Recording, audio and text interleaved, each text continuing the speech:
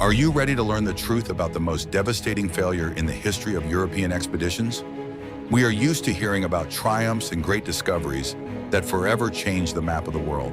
However, behind the glitter of armor and the glory of pioneers often lay catastrophes of unimaginable scale. What was hidden for centuries behind beautiful legends of invincible explorers actually turned out to be a cold, tactical collapse. History does not like to recall moments of humiliation, but it is precisely these that reveal the true cost of colonial ambitions. The ambitious detachment found itself trapped in the stone labyrinth of a foreign capital with no chance of reinforcements.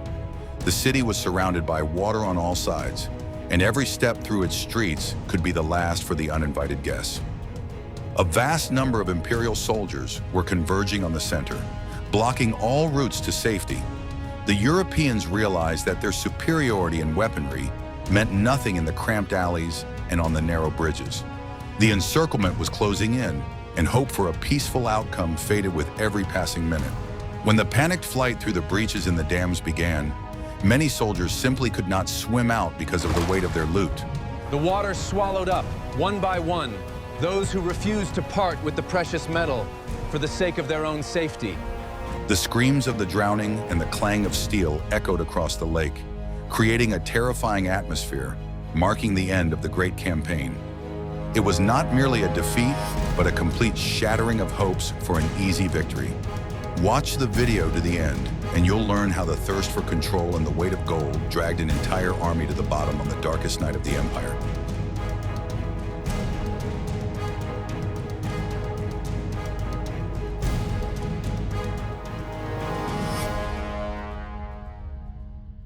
What if I told you that the conqueror's greatest triumph was, from the very beginning, a carefully planned trap? The European contingent entered the vast island city, sincerely believing in their superiority and the power of their steel weapons. The local rulers greeted them not with resistance, but with open gates and gifts, lulling the foreign commanders into a false sense of security. This paradox of hospitality laid the foundation for the coming catastrophe, depriving the invaders of the ability to maneuver freely on the terrain. The island capital was a complex engineering system of dams, wide canals, and spacious stone plazas. Water surrounded the settlement on all sides, leaving only narrow artificial causeways for pedestrian access to the mainland. The conquistadors occupied the central palaces, mistakenly believing them to be a reliable fortress for stationing their main forces. They failed to consider that these vast halls could easily be transformed into a completely isolated island within another island. The command had bet on capturing the political center and gaining control over the main local ruler. This strategy worked perfectly on the mainland, but in the island capital, it failed due to the sheer scale of the metropolis. The Europeans found themselves outnumbered among hundreds of thousands of residents who watched the strangers' every move on a daily basis. The supply system depended entirely on the goodwill of the locals, which made the visitors' position extremely vulnerable. Attempts to strengthen their positions boiled down to setting up heavy artillery at key intersections and reinforcing the guards. But gunpowder had a tendency to get damp quickly in the humid lake climate, reducing the reliability and range of the artillery. Crossbows and long steel swords required space to swing, which was sorely lacking in the labyrinth of city blocks. Their technological advantage rapidly melted away in the face of the complex urban geography and population density. Tension grew imperceptibly, hidden behind the daily routine and the appearance of an ongoing diplomatic process. Local residents stopped bringing food in the same quantities as before, citing delivery difficulties and religious holidays. The central markets began to empty, and supply boats docked at the steps of the palace squares with ever-decreasing frequency. This quiet, organized blockade was the first sign that the balance of power had irreversibly shifted against the foreigners. The expedition's command ignored these signs, focusing on maintaining nominal control over the region. Officers continued to issue orders through the captured ruler, sincerely relying on the power of his traditional authority. However, this authority was rapidly declining among the city's population, who were irritated by the prolonged presence of armed outsiders. The machinery of governing the vast state was breaking down, and orders from the palace simply ceased to be obeyed on the outskirts. The situation demanded immediate solutions, but the weight of the wealth accumulated in the cellars made it impossible to leave the city quickly. We'd love to hear your perspective. What do you think about such blind faith in technological superiority in a foreign environment? Please share your thoughts in the comments. Be sure to subscribe to our channel so you don't miss new in-depth analyses of historical strategies and tactical mistakes. I will reveal the best-kept secret of this military campaign, one that completely overturns the conventional view of historical events. The conquistadors did not control the situation for a single day after entering the capital. They were merely following someone else's plan. The emperor's capture was not a brilliant tactical move, but a perfectly predictable reaction to gradual isolation. The local elite simply locked the ruler away with the foreigners, depriving both of any real leverage over society. Isolated in the palace, the contingent gradually became honorary hostages of their own initial success. The Europeans continued to demand submission, sending messengers to distant provinces for new portions of tribute. These blunt actions only intensified the irritation of the local nobility, who began to form new, hidden centers of decision-making. The city council secretly elected a new leader, ready to take decisive and harsh action against the uninvited guests. Local residents began systematically erecting wooden barricades on all the narrow streets leading to the protective embankments. These massive structures reliably blocked potential escape routes and deprived the invaders of their main advantage in maneuverability. Every intersection was systematically transformed into a fortified position, prepared for a prolonged and stubborn defensive standoff. The city was methodically and cold-bloodedly being transformed from a thriving commercial capital into a gigantic death trap. The Europeans' attempts to dismantle the nearest street barricades ended in fierce clashes with the superior forces of the defenders. Heavy stones and javelins rained down on the patrols from the flat roofs of the houses, making any advance absolutely impossible. The detachment was forced to retreat each time back behind the palace's sturdy stone walls, losing control of the surrounding areas. The strategic initiative had completely and irrevocably shifted into the hands of those organizing the defense of the island capital. Inside the palace, discontent was rapidly growing among the rank-and-file soldiers, who clearly understood the hopelessness of their situation. The gold bars, neatly stacked in dark vaults, no longer inspired the same joy and enthusiasm. The heavy gleaming metal came to be seen as a curse, binding the expedition fast to this dangerous, isolated place. The command tried unsuccessfully to maintain discipline with harsh orders, but the instinct for self-preservation proved stronger than subordination. The acting commander decided to launch a preemptive strike to demonstrate strength and break the enemy's will. He chose the moment of a major ritual festival in the inner courtyard of the main temple complex. This move was intended to be a demonstration of absolute superiority, but it turned into a catastrophic tactical miscalculation of global proportions. The unjustifiably harsh actions provoked not fear, but a furious, instant mobilization of the entire city's population of many thousands. The point of no return had been passed, and any diplomatic means of resolving the protracted conflict vanished forever. Do you think this crisis could have been avoided if the garrison had abandoned the treasures and secretly withdrawn before the blockade began? In the next chapter, you will learn how a single rash action permanently closed the capital's main gates to a peaceful retreat. The hidden truth that everyone keeps silent about is that the garrison itself destroyed its last chances for a peaceful outcome. Direct interference in the affairs of the main temple shattered the complex system of social checks and balances that had kept society in equilibrium. Local military commanders instantly mobilized tens of thousands of defenders, blocking all exits from the central city square. The Spaniards instantly found themselves in a tight cordon, unable even to look beyond the high palace walls. The besiegers also skillfully exploited the features of the local multi-tiered architecture to establish an insurmountable firepower advantage. The flat roofs of the buildings surrounding the residence became ideal platforms for slingers and those hurling heavy wooden javelins. A barrage of thousands of dangerous projectiles rained down on the inner courtyards every time the Europeans attempted to leave the stone buildings. Even basic movement between adjacent palace wings became a deadly task requiring constant cover. An attempt to use the captive monarch to calm the enraged crowd ended in a crushing political fiasco. The former ruler stepped out onto the palace's flat roof to urge his people to end the siege and begin negotiations. However, the crowd responded with a hail of heavy stones. categorically refusing to obey a leader who had lost his former power. This brief moment marked the complete and unconditional collapse of the conqueror's diplomatic strategy in this region. The collapse of the local symbol of authority's prestige shattered the last invisible barrier protecting the expedition from outright destruction. The capital's new commander-in-chief ordered a general assault on all complexes occupied by armed outsiders. Hundreds of agile boats blocked the adjacent canals, effectively preventing any attempt to evacuate by water. The sky above the courtyards darkened with an incredible number of projectiles flying through the air. The conquistadors attempted to construct mobile wooden towers to force a breakthrough through the narrow block streets. These massive structures on thick wheels were intended to protect the archers and allow them to control the rooftops. But the uneven stone pavement and deep transverse canals made the advancement of these machines a virtually impossible task. The besiegers easily blocked the cumbersome towers with boulders and quickly rendered them completely useless. Hopes of holding the vast city finally evaporated, leaving only a heightened instinct for basic self-preservation. Planning an immediate covert retreat became the sole topic of discussion at closed military councils during those long days.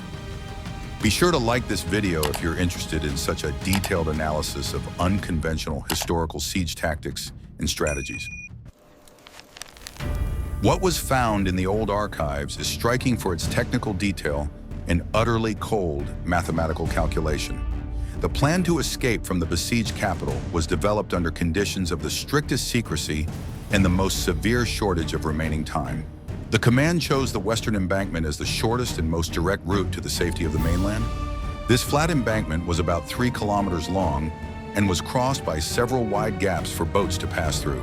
A column of thousands slowly spilled out onto the deserted streets of the sleeping capital, trying to stay in the deep shadows of the buildings. The first few hundred meters of the perilous journey passed without incident. The vast city seemed completely deserted at this late hour. The rain was noticeably intensifying, turning the smooth stone pavement into a slippery surface for the vanguard's heavy march. The advance units successfully reached the exit to the life-saving embankment and began quickly deploying a portable wooden bridge. The complex installation of the bridge over the first water gap required incredible physical effort in the pitch-black darkness. The wooden beams creaked ominously under the constant weight of the first ranks of heavily armed infantry to cross. The platform proved too narrow for the column to move comfortably, creating a dangerous bottleneck effect. The rate of advance dropped sharply, and the center of the formation found itself trapped on a completely exposed section of the embankment. It seemed that the risky plan was working flawlessly and salvation was very close, but the silence was suddenly shattered. Guess how a heavily loaded army would react when all its carefully calculated plans suddenly collapsed. In the next chapter, you'll find out what happened on the embankment when the thick darkness around the dam suddenly came to life. A sharp alarm sounded from the direction of the lake when vigilant sentries noticed unnatural movement on the dam. The deep, vibrating sound of a giant ceremonial drum thundered from the top of the temple, instantly rousing the entire city. Hundreds of fast, agile boats, previously hidden in the fog, began to rapidly approach the narrow stone embankment. The plan for a quiet and unnoticed retreat collapsed in an instant, leaving a massive army in completely open terrain. The black water around the long embankment literally boiled with the synchronized movement of oars and the hulls of light transport boats. A hail of long spears and heavy stones rained down on the stretched-out marching column from both sides of the waterway. The Europeans could not mount a concentrated return fire, as the arquebus fuses were hopelessly soaked by the torrential rain. In the thick darkness, the crossbowmen could not see specific targets and fired blindly, exhausting their supply of bolts incredibly quickly. The center of the long column faltered and panicked, instinctively trying to quicken its pace and move toward the narrow wooden bridge. The pressure of the massive crowd intensified many times over. Heavy carts began to collide and block the only passage across the embankment. The soldiers slipped on the wet stones, falling into the cold, dark water of the lake under the weight of their armor. Military discipline finally collapsed, giving way to primal chaos and an uncontrolled struggle for personal space. They were the first to reach the solid shore of the mainland, but were utterly powerless to help those who remained on the dam. All the officers could do was listen from the darkness as their ambitious evacuation plan dissolved into the icy waters of the lake. The dark night turned into an endless struggle against torrential rain, thick mud, and unrelenting pressure from all sides. The deep lake irrevocably swallowed up most of the royal treasury and nearly the entire unit's logistical support.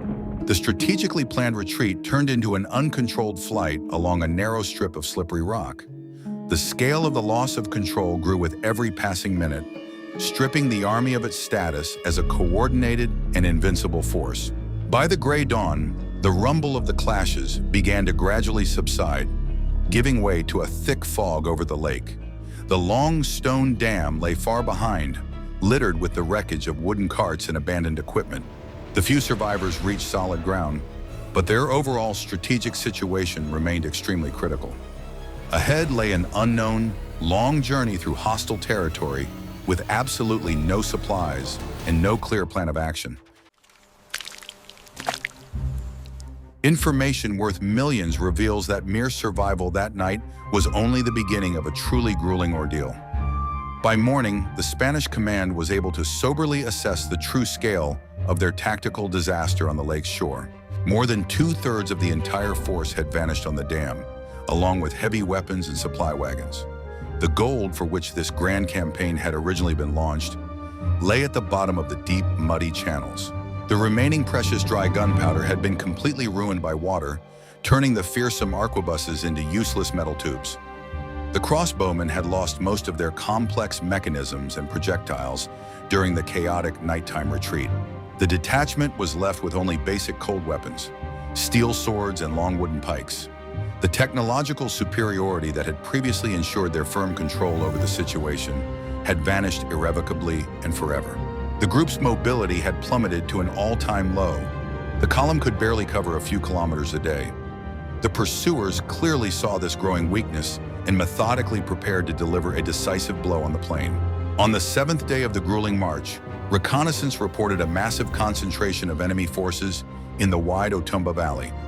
Local commanders had gathered tens of thousands of trained warriors from allied provinces to stop the strangers in the open.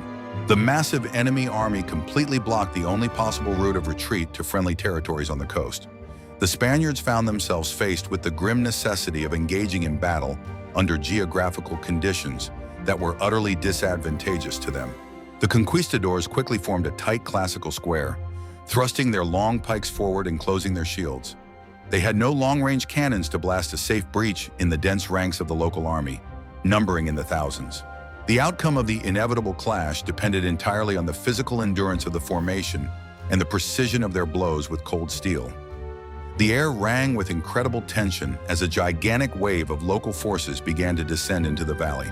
This moment marked the absolute climax of the entire retreat, where the very existence of the expedition was at stake. Could these extremely exhausted men, without firearms, withstand the massive onslaught of an army many times their size? In the next chapter, you will learn what unexpected tactical decision turned the tide of the hopeless confrontation in the valley. The wide Otumba Valley was a vast, flat plain, ideal for large-scale maneuvers by large armies. However, for a handful of exhausted conquistadors, this open space meant there was absolutely no way to hide from the superior forces. The vast army of organized pursuers smoothly closed the ring, reliably cutting off all possible routes of retreat. For the first time since landing on the continent, the Europeans found themselves in a situation of mathematically guaranteed numerical defeat. The Spanish formation consisted of a rectangle bristling with steel pikes, within which unarmed porters took cover. The attackers surged at this formation in dense waves, methodically attempting to break the line in several places at once. Repelling each powerful attack demanded a colossal, almost superhuman expenditure of physical strength and energy from the soldiers. Cold steel quickly blunted against the shields, and wooden shafts snapped with a crack under the weight of continuous blows. Finding himself near the command center, the Spanish officer knocked the enemy leader off his stretcher with a precise, aimed blow. The sudden fall of the main commander's standard caused an immediate and profound psychological shock among tens of thousands of onlookers. The complex command structure of the local army was entirely based on clear visual signals and the presence of the commander-in-chief. Without these familiar reference points, the massive formation began to instantly disintegrate into disorganized, scattered groups. The unit required a total structural reorganization, as well as new, reliable equipment and fresh provisions. Many experienced officers insisted on an immediate evacuation to Cuba, considering the campaign a complete and utter failure. Initial ambitions gave way to harsh reality. Without strong external support, holding this region was technically impossible. The expedition temporarily became an isolated fortified camp on the very edge of a vast hostile empire. However, it was precisely at this moment of deep logistical crisis that a strategy for future revenge began to take shape. The command flatly refused to surrender, beginning to plan a prolonged and methodical blockade of the inaccessible island city. It became abundantly clear that the capital could not be taken by a direct infantry assault or diplomacy. A fundamentally different approach was required. A new, far more pragmatic, calculating, and cold-blooded phase of the conflict for control of the territory was beginning. The experience of the disastrous nighttime retreat clearly demonstrated that control over the water was far more important than control over the land. A city standing right in the middle of a deep lake cannot be isolated as long as its defenders move freely by boat. The expedition command made an engineering decision unprecedented for that time to build its own fleet far from the ocean. This required constructing ships on the coast, dismantling them, transporting them over high mountains, and reassembling them. A massive shipyard was quickly set up in the dense forests of the Allied province, where hundreds of carpenters worked. Frames and long planks were cut from sturdy resinous pine for 13 small but very sturdy brigantines. Wrought iron nails, sails, and rigging were delivered from the coast, carefully salvaged from previously dismantled ocean-going vessels. It was an extremely complex, multi-tiered logistical project requiring tight coordination of thousands of local porters. When all the wooden parts of the brigantines were ready, a huge caravan of porters slowly made its way across the mountain passes. Tens of thousands of people carried the bulky structures on their shoulders to the shores of the salt lake surrounding the capital. Patrolling brigantines intercepted any boats attempting to smuggle corn under the cover of darkness. The city, accustomed to abundance for centuries, instantly found itself in a state of severe resource shortage. The capital slowly and painfully withered away within the tight ring of the naval blockade, deprived of even the slightest hope of outside help. The defenders continued to resist desperately and tenaciously, but every new day without water drained their last reserves. The war of position had turned into a tedious, methodical demolition of buildings and the filling of deep canals with rubble. The Europeans' engineering calculations relentlessly and coldly ground down the remnants of the empire's former architectural grandeur. The advance of troops along the narrow embankments was extremely slow. Every meter of embankment gained came at the cost of colossal engineering efforts. The besieged erected new echelon barricades at night, dismantling the pavement and reinforcing their positions with thick timber. During the day, the Europeans, under heavy artillery cover from the ships, destroyed these temporary fortifications and filled in the trenches. This exhausting routine trench warfare continued for weeks, turning the city outskirts into a completely flat, featureless wasteland. The food shortage within the isolated capital reached unimaginable levels, completely destroying the distribution system. The besieged were forced to drink brackish, dirty water from the lake, which caused massive outbreaks of dangerous diseases. The defenders grew weaker by the hour. Their organized resistance became increasingly fragmented and chaotic. The vast ancient metropolis had turned into a gigantic closed camp, where daily survival became the sole objective. The victors were left with nothing but smoldering ruins, completely stripped of their former architectural beauty and appeal. The gold for which this massive epic had originally been planned was never found in the expected vast quantities. Most of the precious metal had vanished forever into the waters of the lake during the Night of Sorrow, or had been securely hidden away. The financial results of this grueling campaign proved extremely disappointing for the overwhelming majority of ordinary infantrymen. The island city ceased to exist in its original form, becoming a gigantic construction site for a new era. Ancient hydraulic engineering systems were destroyed, and the lake began to dry up very slowly, altering the region's climate. The collapse of one mighty empire laid the foundation for the construction of another, a colonial administrative structure. The geography of this place was irreversibly altered under the colossal pressure of European ambitions and heavy artillery. The fall of the island capital was not merely the conclusion of the siege, but the starting point for the formation of a new demographic reality. The consequences of epidemics and the total destruction of the city's infrastructure led to a radical shift in the continent's population balance. Vast territories quickly became depopulated, which significantly facilitated further administrative expansion deep into the mainland. Old trade routes were overgrown with thick grass, and centers of economic power shifted permanently to new colonial hubs. On the leveled ruins of the old pyramids, the systematic construction of classical European cathedrals began, using the same stone blocks. Spanish architects methodically rebuilt the space to fit their rigid, rectangular urban planning standards. The vast lake, which for centuries had served as a natural defense and a transport artery, was gradually filled in with construction debris and soil. The city, once a unique water fortress, slowly and steadily transformed into an ordinary continental transit point. The very history of this protracted conquest quickly became shrouded in myths, where brutal logistics gave way to romantic heroism. However, the archives preserved dry accounting reports that meticulously tallied the losses of gunpowder on that fateful night. The ecological consequences of the barbaric destruction of the complex water system manifested themselves over the next several centuries. The drying up of the giant lake led to soil changes, ground subsidence, and persistent seasonal flooding problems. The ancient hydraulic engineering system that maintained the balance was destroyed for the sake of the short-term military goals of a single expedition. Nature, altered by human intervention, took its cruel revenge, creating a host of problems for the new heavy architecture. The events on the narrow stone dam became a symbol of shattered illusions for both of the great civilizations that clashed. For one, it was the loss of a unique city. For the other, the loss of an aura of invincibility and most of its veterans.